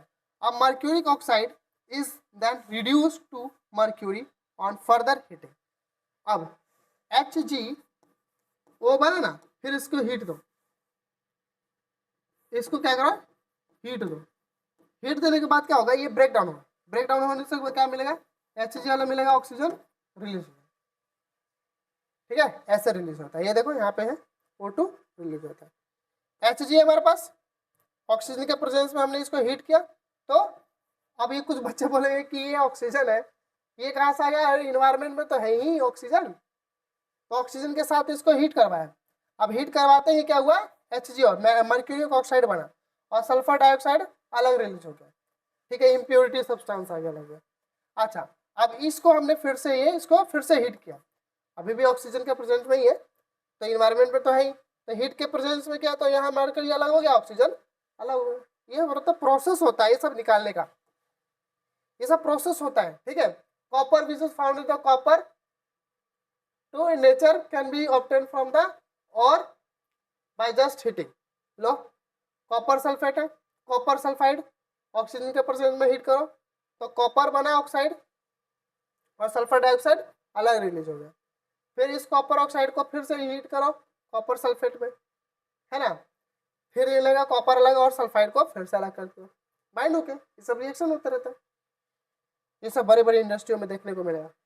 अब देखते हैं कि metal extracting metals in middles of activity से, जो बीच वाला है, मॉडरेट लेवल वाला। मॉडरेट लेवल वाला में कौन कौन सा है, तो ये देखो कौन कौन सा है हमारा, जिंक है, फेरस है, पीबी है, लेड, तीनों दिख रहा है क्या, तीनों, हाँ दिख रहा है।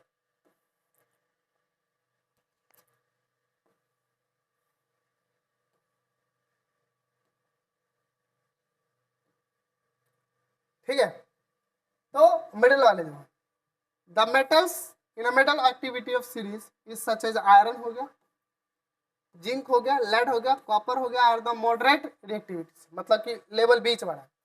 These are usually present as a sulphide or carbonate in nature. कैसे देखने को मिलेगा, सल्फाइड के फॉर्म में और कार्बोनेट के फॉर्म में नेचर में।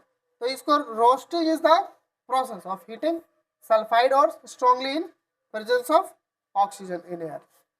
मतलब कि बहुत ज़्यादा अमाउंट ऑफ ऑक्सीजन चाहिए और इसको रोस्टिंग हीट किया जाता है। ये रहा जिंक सल्फाइड, ऑक्सीजन है, हीट किया, जिंक अलग, जिंक ऑक्साइड अलग हो गया, सल्फर डाइऑक्साइड अलग हो गया, फिर इसको हीट करो तो जिंक अलग होगा, ऑक्सीजन अलग हो जाएगा। ठीक है, एक कुछ की पॉइंट्स है उसको याद करना है आपको कि यूज्ड फॉर द सल्फाइड और ओनली, है ना, डन प्रोसेस। ये प्रोसेस जो होता है एयर के प्रेजेंस में होता है। सल्फर डाइऑक्साइड गैस निकलता है जो कि पॉल्यूटेड करता है, कन्वर्टेड और इनटू द ऑक्साइड्स में कन्वर्ट होता है, इजी टू रिड्यूस, इजिली इसको हम रिड्यूस कर सकते हैं। रिड्यूस कर सकते हैं, रिडक्शन मतलब कि इसमें से removal of oxygen, removal of oxygen.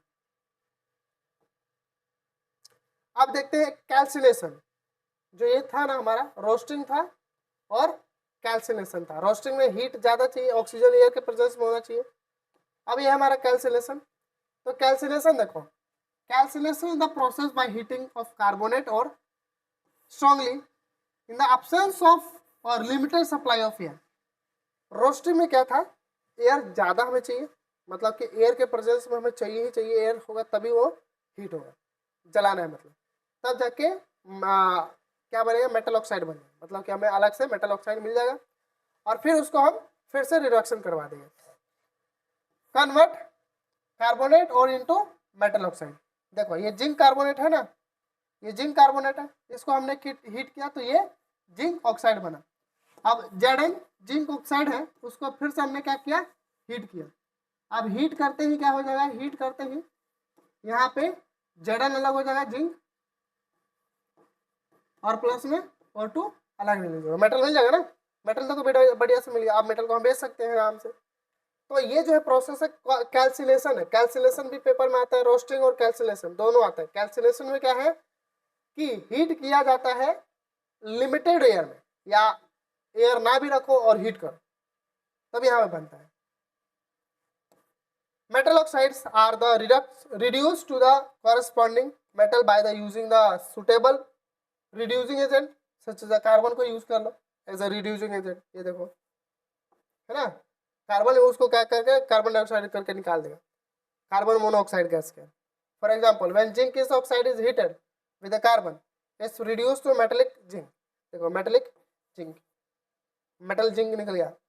और इस ऑक्साइड को कार्बन के प्रेजेंस में ऑक्सीडाइजिंग एजेंट है ना, सॉरी रिड्यूसिंग एजेंट है। क्या है? रिड्यूस कर देगा। किसको रिड्यूस करेगा? ऑक्सीजन को रिड्यूस कर रहा है वो, है ना। और ये फॉर्म कर, तो कुछ कुछ की पॉइंट्स है वो आपको याद कर लेना है कि use for the carbonate ores के लिए यूज किया जाता है ये, है ना। ये carbonate absence of limited, absence बोल सकते हो या लिमिटेड एयर होता है, हमें CO2 गैस निकलता है, इसको बैलेंस CO2 है, ठीक है। कन्वर्ट और इनटू ऑक्साइड्स में होता है, इजीली हम इसको रिडक्शन कर सकते हैं। अब जो है थर्मिट रिएक्शन इंपॉर्टेंट,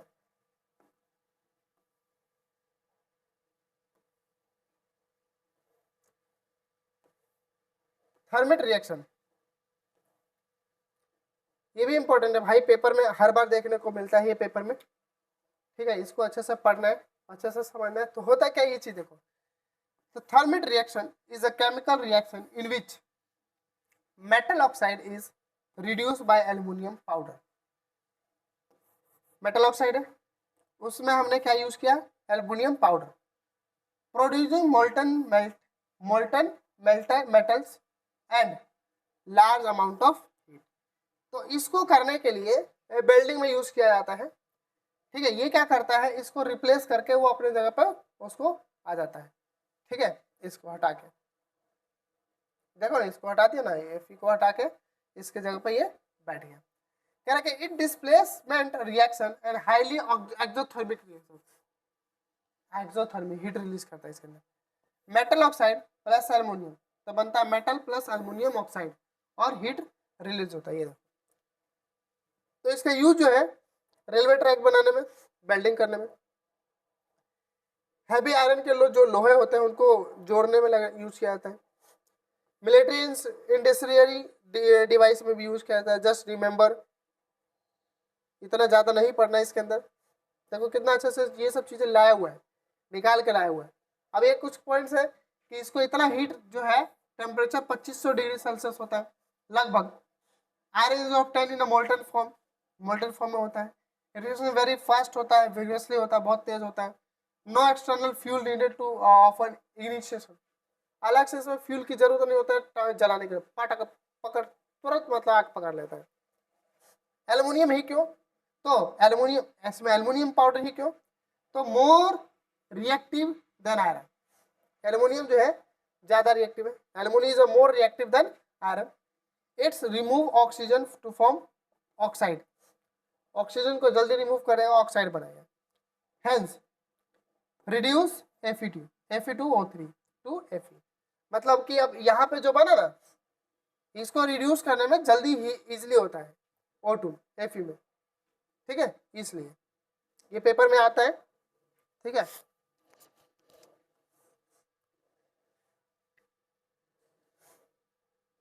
अब जो है ऊपर सबसे ऊपर वाला जो टॉप रिएक्टिविटी सीरीज था ना, उसके मेटल्स को हम अलग अलग करेंगे। ये इलेक्ट्रोलिसिस है, पोटेशियम हो गया, पोटेशियम, सोडियम और कैल्शियम, यानी कि इलेक्ट्रोलिसिस हम करेंगे। क्या करेंगे? इलेक्ट्रोलिसिस।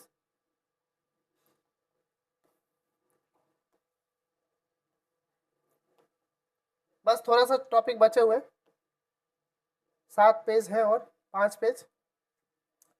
तो अब हम देखते हैं कि जो हाई रिएक्टिव होते हैं वो, जैसे कि यहाँ पे potassium, sodium, calcium, magnesium, aluminium, ये सब दिस मेटल्स आर वेरी रिएक्टिव्स होते हैं। तो कुछ ही के, अब ये क्यों यूज किया जाता है? कह रहे कि can not be extracted by the reducing और विद कार्बन, कार्बन के साथ रिडक्शन नहीं होता। अच्छा, because they are the more reactive than carbon, carbon से ज्यादा रिएक्ट कर जाता है ना। मेथड यूज कौन सा है? इलेक्ट्रोलिसिस से यूज करेंगे हम इसको। तो electrolysis is the process of the extracting metals by the passing electricity, current जो पास किया जाता है इन मोल्टन कंपाउंड। मोल्टन में उसको कन्वर्ट करो, फिर उसके अंदर पास करो करंट को। मोल्टन स्टेट कंपाउंड्स और इलेक्ट्रिसिटी और molten metal plus non metal अलग हो जाता है, मेटल और नॉन मेटल अलग हो जाता है। देखो यहाँ पे दिखा रखा है NaCl है, सोडियम क्लोराइड। तो सोडियम क्लोराइड को अलग करना है तो इलेक्ट्रोलिसिस कर दो, सोडियम अलग हो जाए, क्लोरीन अलग हो जाए। Sodium is obtain as a cathode पे, ये कैथोड पे मिलेगा और ये एनोड पे मिलेगा। अच्छा, ये चीज समझने वाली बात है कि एक कैथोड पे और एक एनोड पे क्यों मिल रहा है। चीजों को समझो कि ये हमारा ये कैथोड पे मिल रहा है, ये पॉजिटिव है और ये नेगेटिव है। तो ये कहाँ पे चिपकेगा, ये नेगेटिव वाला पार्ट पे चिपकेगा और ये पॉजिटिव वाला पार्ट पे जाके चिपकेगा, है ना। उसी तरह एल्युमिनियम देखो, एल्युमिनियम ऑक्साइड को बॉक्साइड है और का बॉक्साइड और bauxite Al2 oxide dissolve in molten cryolitic to lower melting points होता है। ये देखो इसको भी कर लो, एल्युमिनियम और O2। तो ये सब चीजें जो है इंपॉर्टेंट है, ये आपको रिएक्शंस को याद करने पड़ेंगे आपको, ठीक है। अब refining of the metals, last हमारा प्रोसेस जो है रिफाइनिंग किया जाएगा। जो भी हमने किया प्रोसेस, ये सब रोस्टिंग, कैल्सिनेशन, फिर और भी बहुत सा ऑक्सीडेशन हो गया, रिडक्शन हो गया, ये सब के क्या हमने, अब उसको हमें लास्ट हमने थर्मल रिएक्शन भी देख लिया। अब उसको हमें रिफाइनिंग करना होगा। रिफाइनिंग मतलब पूरी तरह से प्योर रिफाइन करके अलग करेंगे। तो अब यहाँ पे देखो इलेक्ट्रोलिसिस क्या है, इलेक्ट्रिसिटी यूज किया, इलेक्ट्रोलाइटिक रिफाइनिंग किया गया। अब एक चीज देखो तो the metal produce by various reduction process describe above are the not very pure. जितना हमने रिएक्शन करवाया ऊपर में, जितना अलग अलग किया वो प्योर नहीं है, वो अभी भी प्योर नहीं है।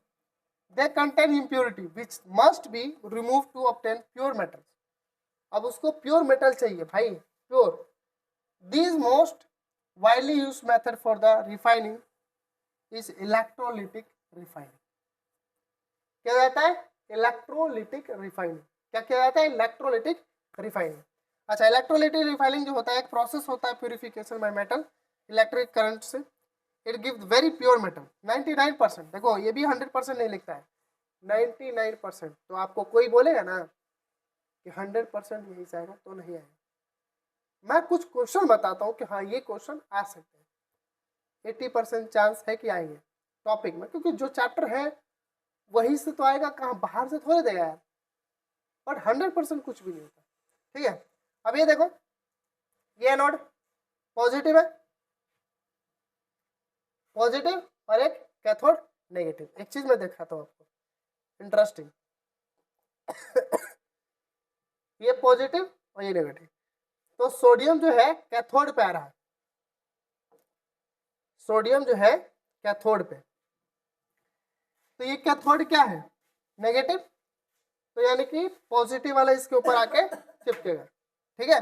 उसी तरह वहां पे जो था नेगेटिव वाला दूसरा, देखो यहाँ पे हमारा क्या है, क्लोरीन, वो कहाँ पे आ रहा है, एनोड पे। तो ये नेगेटिव है, तो यानी कि पॉजिटिव वाले पे जा रहा होगा।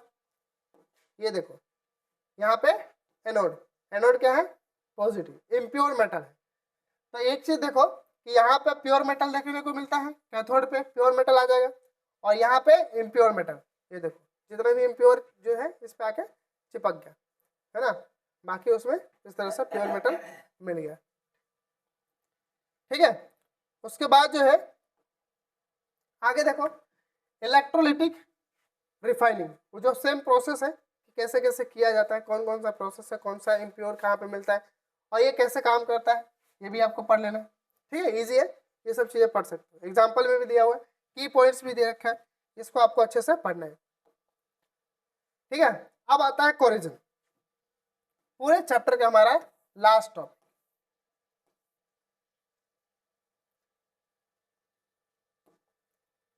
हमने इसको कवर कर लिया, इसको कवर कर लिया, और ये लास्ट हमारा ये कवर होगा, ठीक है। कोरिजन कवर हो जाएगा, छोटा सा टॉपिक है कोरिजन, मतलब कि जंग लग जाता है, कोरिसिव होता है। Silver articles because black after some time when expose, air में जैसे रखोगे सिल्वर को तो ब्लैक कलर का होता है। This is because react with the sulphur in the air to form coating of the silver sulphide, कि इन्वायरमेंट सल्फर बी डाइऑक्साइड भी है, उसके साथ मिलके सल्फर डाइऑक्साइड, सल्फर ऑक्साइड भी बन जाता है, सिल्वर सल्फाइड बन जाता है, यानी कि ठीक है, क्या बन जाता है, सिल्वर सल्फाइड बन जाता है। उसी तरह कॉपर देखो, copper react with water with moist carbon dioxide, in air में कार्बन डाइऑक्साइड होता है एयर में, and slowly loss it's shiny brown surface and gain और ग्रीन कोट। अब कॉपर में भी क्या हो जाएगा, ग्रीन कलर का कोटिंग आ जाता है, ग्रीननेस आ जाता है, ठीक है, कॉपर वाले में। This is a green substance is a basic copper carbonate होता है, क्या होता है, कॉपर कार्बोनेट। ये सब चीजें छोटे छोटे चीजें याद करना है। An iron when expose to moist air, iron को जब लंबे समय तक पानी में या रखोगे तो उसमें कोटिंग हो जाता है, acquires a coating of flaky substance called rust, उसको हम क्या बोलते हैं, रस्ट, यानी कि जंग लग जाता है। ये देख रहे हो सब पिक्चर्स में आपको दिख रहा होगा, ड्राई एयर है ना, एयर है इसके अंदर, इसमें नहीं है, तो ये ऐसे इस तरह से खराब होता है। अब इसको हम बचा कैसे सकते हैं, corrosive is the slow destruction of the metal due to the reaction with the air moisture और केमिकल, इनके साथ मतलब धीरे धीरे खराब कर देता है पूरे। रस्टिंग ऑफ आयरन एग्जांपल दे लो, खराब हो जाता, लोहा देखो जंग लगना, तो पेंटिंग कर सकते हो, ऑयलिंग करके, ग्रीसिंग करके, गैल्वेनाइजेशन से, इलेक्ट्रोप्लेटिंग से, अलॉइंग से, और एनोडाइजिंग में, एनोडाइजिंग फॉर द एल्युमिनियम में होता है। तो यहाँ पे देखो एनोडाइजिंग में कैसे किया जाता है, पहला पेंट करके, ऑयलिंग ग्रीसिंग करके, फिर गैल्वेनाइजेशन कर लो, फिर इलेक्ट्रोप्लेटिंग कर लो, उसके ऊपर इलेक्ट्रिक प्लेट मतलब कि लिक्विड के ऊपर एक, मतलब लिक्विड में डाल के उसके ऊपर एक प्लेटिंग कर दो, जैसे हम गले में जो पहनते हैं ना 10-20 रुपये वाली जो आती है चैन, उसमें इलेक्ट्रोप्लेटिंग की जाती है।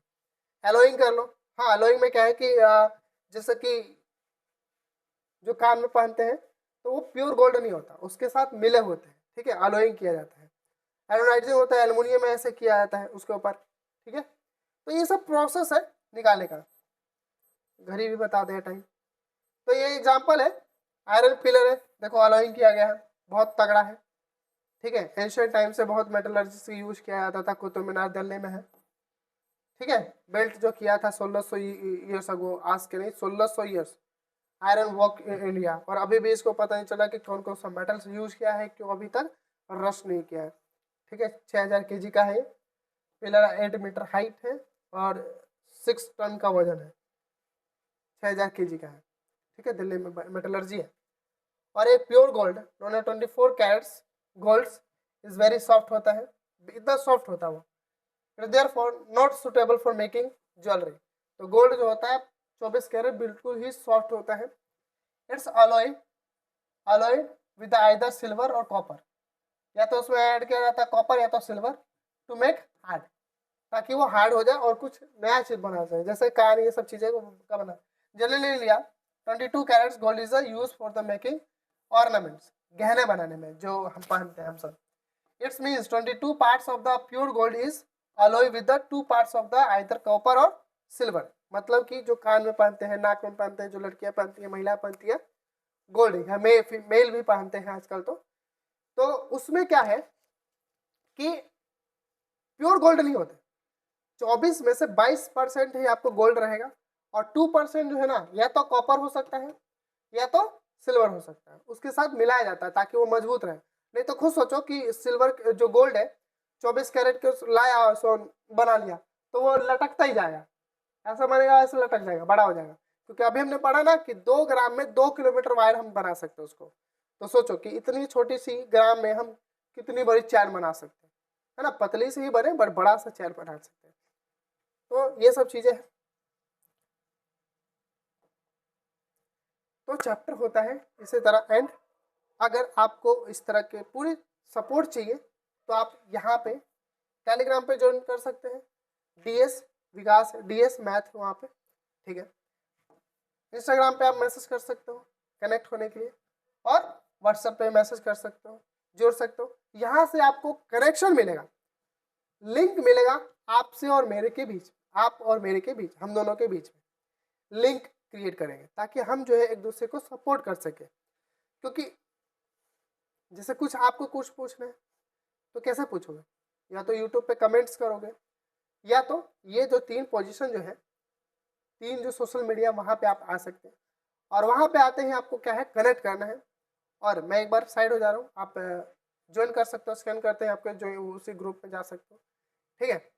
तो वहाँ पे आपको नोट्स प्रॉपर तरीके से पूरे जो भी यहाँ ऑफलाइन में मैं जो पढ़ाता हूँ वो सब चीज़ आपको मिलेगा भाई, पूरे सब कुछ फ्री ऑफ कॉस्ट, कोई चार्ज नहीं लग रहा है।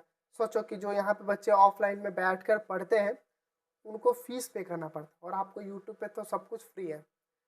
यूट्यूब पे सब कुछ फ्री है, वहाँ पे चीज़ों को यूज़ करो ना।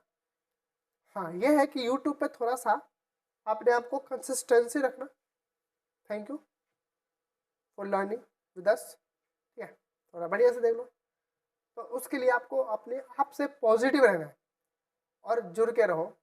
हम और आप मिलके इस बार 2027 के उड़ान उड़ेंगे, ठीक है। 27 के जो लक्ष्य है साथ में लेके चलेंगे और बेस्ट करने की कोशिश करेंगे। कोशिश नहीं, करना है, ओके। और अपने दोस्तों के साथ भी शेयर कीजिए ताकि आप सभी को पता चल सके। और एक बार कमेंट्स जरूर करना आप सभी जितने भी देख रहे हैं कि किस तरह का आपको लगा और क्या क्या इम्प्रूवमेंट और क्या क्या चीज़ें चाहिए आपको, वो एक बार ज़रूर बताएं, ठीक है। मैं करने की कोशिश करता हूँ, जितना हो सके मैं करूँगा। कोई अलग से वो प्लेटफॉर्म नहीं आ रही कि आपको ऐप पे जाना होगा, ये चीज़ करना होगा, पेमेंट करना होगा, कुछ नहीं भाई, सब कुछ फ्री है।